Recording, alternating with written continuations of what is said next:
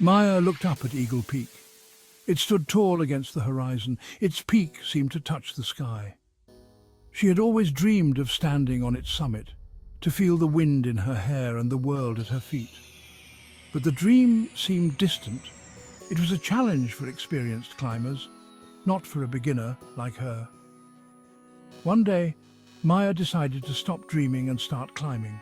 She knew it wouldn't be easy, but the thought of reaching the top filled her with a sense of purpose. She could already imagine the view from the summit, the sprawling town below, the distant mountains, hazy and blue, the feeling of accomplishment. Maya started small. She began with hikes in the nearby foothills. Each step took her closer to her goal. She learned to read the trails. She learned the rhythm of her breath. She learned to listen to the mountain. The mountain, she realized, was a teacher. It demanded respect. It tested her limits. But it also offered a strange kind of peace, a silence that spoke volumes. And slowly, steadily, Maya began to feel ready to face the challenge of Eagle Peak. Doubt, however, was a persistent companion. It whispered in her ear as she trained. "It's too difficult," it hissed. "Turn back while you still can." Fear threatened to cripple her resolve. The mountain seemed to loom larger with each passing day. One afternoon, while browsing an antique shop, Maya stumbled upon a dusty, leather-bound book. It was a climber's journal. Its pages held the story of a young man's journey to the summit of Eagle Peak. His words resonated with Maya. He wrote of fear and doubt, but also of courage and determination. "The mountain doesn't care who you are," he wrote. "It only asks that you keep climbing." His words were a beacon of hope. They reminded Maya that she wasn't alone in her struggle. Others had faced the same fears and emerged victorious. Inspired, Maya delved deeper into the journal. She devoured stories of treacherous climbs and breathtaking vistas. The young man's words became her mantra, his journey, her guide. She learned of hidden paths and treacherous turns. Most importantly, she learned the power of perseverance. With renewed determination, Maya continued her training. The journal became her constant companion, a source of strength in moments of doubt.